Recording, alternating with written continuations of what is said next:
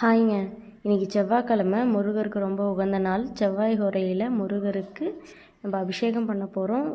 செவ்வாய் ஹோரை மணி என்னென்னா காலை 7 to 8, மதியம் 1 to 2, மாலை 7 to 8. இந்த நேரத்தில் முருகருக்கு அபிஷேகம் செய்து வழிபட்டால் நினைத்த காரியம் நிறைவேறும், நல்லது நடக்கும். இன்றைக்கி செவ்வாய் ஹோரையில் மதியம் 1 to 2 தான் நான் அபிஷேகம் பண்ணியிருக்கேன்.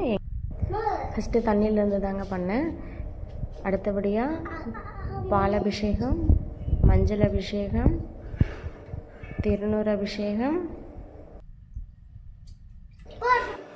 குங்கும அபிஷேகம் பண்ணிவிட்டு முடிஞ்ச வரைக்கும் ஃபேமிலியோடு இருந்து பண்ண பாருங்கள், ரொம்ப நல்லது.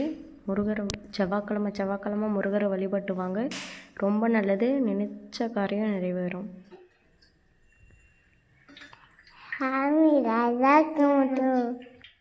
முருகருக்கு லாஸ்ட்டாக தீபாரதனை காட்டினோம். என் பையனை தீபாரதனை காட்டினோம். கந்தன் தருவான் எதிர்காலம். வெற்றிவேல் முருகருக்கு அரோகரா.